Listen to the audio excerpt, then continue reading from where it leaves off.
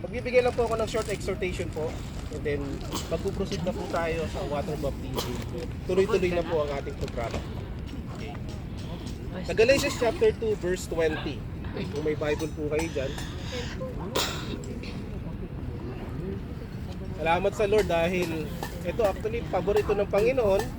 At salamat sa mga nag-pray. Talagang walang imposible sa panalangin. Actually, uulan po talaga ngayon. Uulan po talaga ngayon. Pero ngayon napakainit. Praise God, praise God.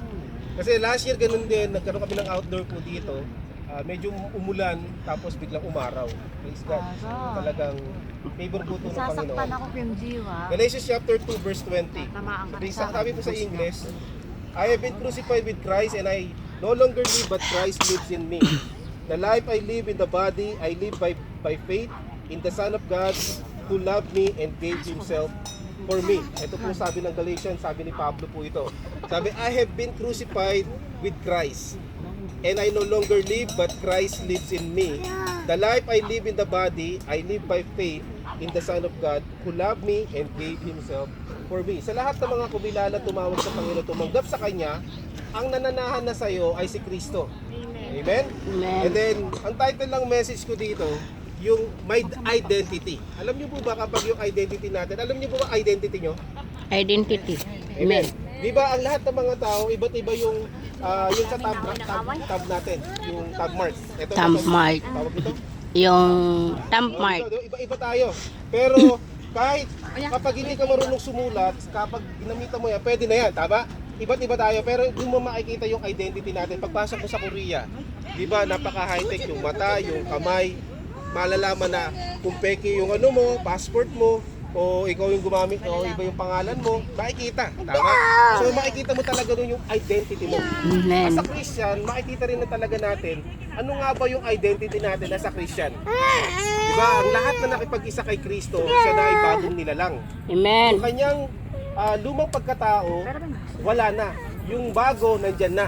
Amen. Sabi, if anyone is in Christ, the old has gone. The And new the new has come. Amen? Ibig sabihin, yung luma mo, wala na. Yung dating ikaw, wala na yung makamundong kaisipan, makamundong ginagawa mo, wala na.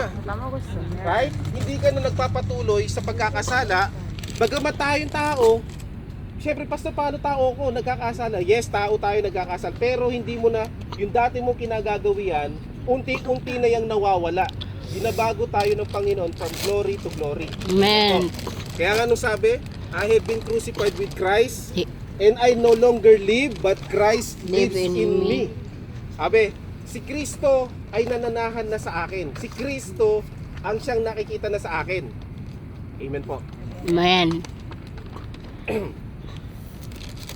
Sabi, may identity. Tatlong bagay po ang ibibigay ko po sa inyo. Number 1 po, we are no longer slaves to sin. Amen. Hindi na tayo alipin ng kasalanan. Amen po. Sa lahat ng tumanggap at nagsisi at tumalikod sa kasalanan, tinanggap niya si Kristo, hindi ka na alipin ng kasalanan. Amen po. Pero pastor, paano ba? Kung patuloy pa ba